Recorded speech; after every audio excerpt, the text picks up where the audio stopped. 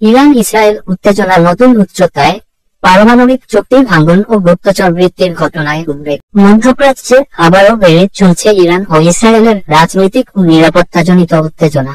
Iran সম্প্রতি ঘোষণা দিয়েছে 2015 সালের পারমাণবিক চুক্তি, যা জেসিপিওএ নামে পরিচিত, এখন আর কার্যকর নয়।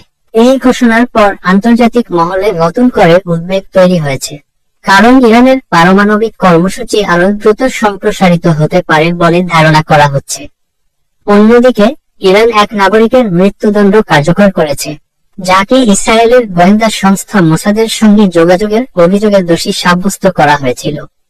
ইরানের স্বরাষ্ট্র মন্ত্রণালয়ের দাবি, ওই ব্যক্তি রাষ্ট্রীয় গোপন তথ্য বিদেশে পাচার করতেন। এদিকে ইসরায়েলের প্রধানমন্ত্রী বেঞ্জামিন নেতানিয়াহু বলেছেন, যুদ্ধ এখনো শেষ হয়নি, ইরানের হুমকি মোকাবিলায় আমাদের প্রস্তুত থাকতে হবে। এই বক্তব্যের মধ্য দিয়ে বোঝা যাচ্ছে, দুই দেশের মধ্যে সরাসরি সংঘর্ষ না হলেও গুপ্তচরবৃত্তি ও সাইবার হামলার যুদ্ধ চলছেই।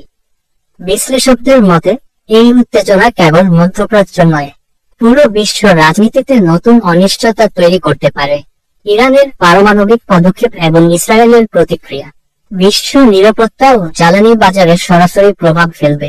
উপসংহার: ইরান ইসরায়েল দ্বন্দ্ব এখন আর কূটনৈতিক সীমার মধ্যে নেই, এটি পরিণত হয়েছে এক নতুন ধরনের যুদ্ধের মঞ্চে, যেখানে প্রতিটি পদক্ষেপ নজর রাখছে পুরো বিশ্ব। শেষে ঘোষক: আরও আন্তর্জাতিক খবর জানতে চোখ রাখুন